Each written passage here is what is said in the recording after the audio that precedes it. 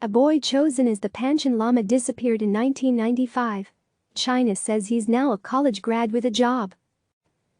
Hong Kong. 25 years ago, a 6-year-old boy was recognized as the reincarnation of the Panchen Lama, the second highest-ranking figure in Tibetan Buddhism. He promptly disappeared.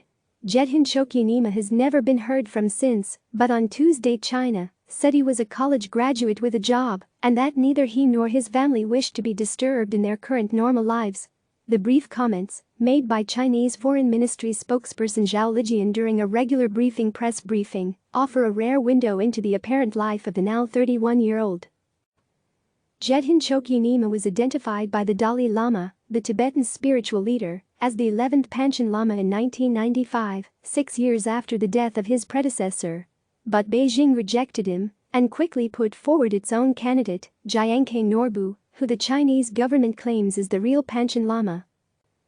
By installing its own choice as the Panchen Lama and disappearing Gedhun Choekyi Nyima, China avoided him becoming another prominent opposition figure in the mold of the Dalai Lama, who has lived in exile since fleeing Beijing-controlled Tibet in 1959 and is regularly denounced by Chinese authorities and blamed for any Tibetan unrest in China.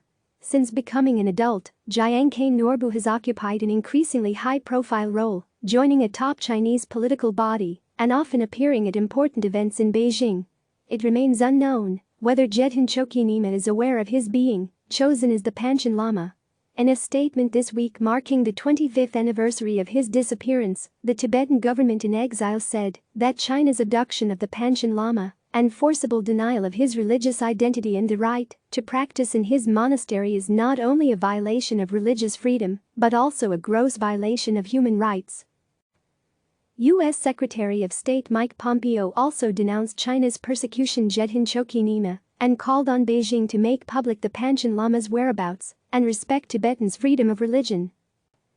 The most important purpose of the Panchen Lama from Beijing's perspective is the role he traditionally plays in identifying the reincarnation of the Dalai Lama, revered as a living god by Tibetan Buddhists.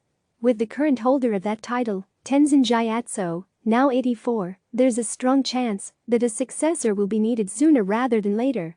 Beijing has made it clear for years that it intends to control that process, bringing the top two figures in Tibetan Buddhism under its control. Reincarnation of living Buddhas, including the Dalai Lama, must comply with Chinese laws and regulations and follow religious rituals and historical conventions, a representative of the officially atheist state said last year when the Dalai Lama was hospitalized with a chest infection. A law passed in 2007 states that the reincarnation of a living Buddha is subject to an application for approval. For his part, the current Dalai Lama has said his successor could be found outside Tibet and also suggested he may not reincarnate at all, making him the last person to hold that title.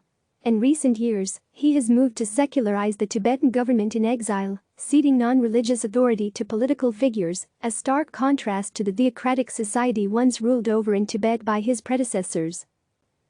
In 2011, the Dalai Lama denounced the Chinese government's attempt at meddling, saying the person who reincarnates has sole legitimate authority over where and how he or she takes rebirth, and how that reincarnation is to be recognized.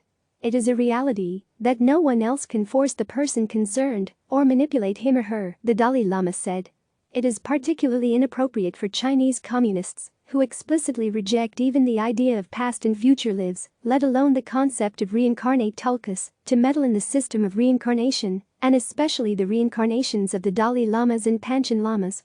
Regardless of what the Dalai Lama decides, however, many observers expect that a successor will be put forward, certainly by Beijing and likely by the Tibetan exile community, creating a situation akin to that of the two Panchen Lamas and worsening the divide over who gets to shape the future of Tibetan Buddhism. CNN's Stephen Jiang contributed to this report. Click subscribe to receive the latest news.